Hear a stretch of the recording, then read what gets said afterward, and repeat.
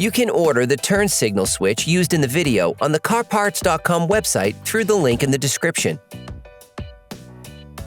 Turn off your engine and set the parking brake. Using a ratchet, an extender, and a 5.5mm socket, unscrew the 3 plastic holding screws on the steering column. Remove the cover from the gear shift lever. Turn the steering wheel to access the first plastic locking pin on the steering column. Insert a flathead screwdriver into the notch, then pry it. Repeat this step on the other side.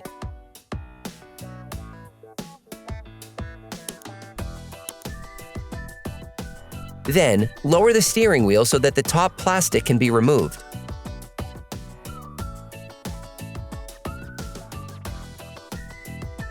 Hey, it's Alex from CarParts.com. If you enjoyed this video and want to support us, like, comment, and subscribe.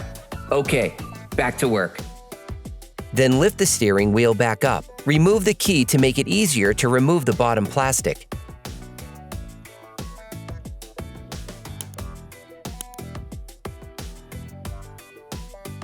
Using a screwdriver and a Torx T15 bit, unscrew the 2 screws holding the turn signal switch.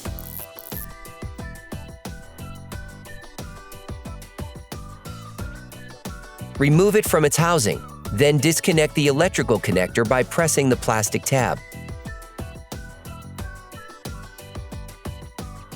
You can order the turn signal switch used in the video on the CarParts.com website through the link in the description. Take the new turn signal switch and plug it in. Put it back in its place.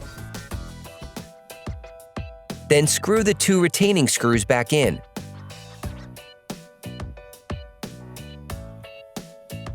You can purchase the parts we used here by visiting our website at CarParts.com. Replace the bottom plastic by fitting it into the lock.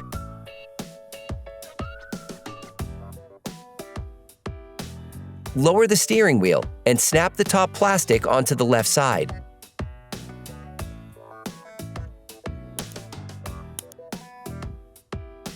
Reinsert the key so you can turn the steering wheel and put the right side back in place.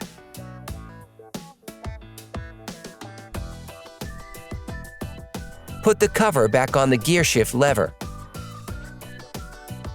Lift the steering wheel back up. Then screw the 3 holding screws back in. You can now test your turn signal switch. Operation complete.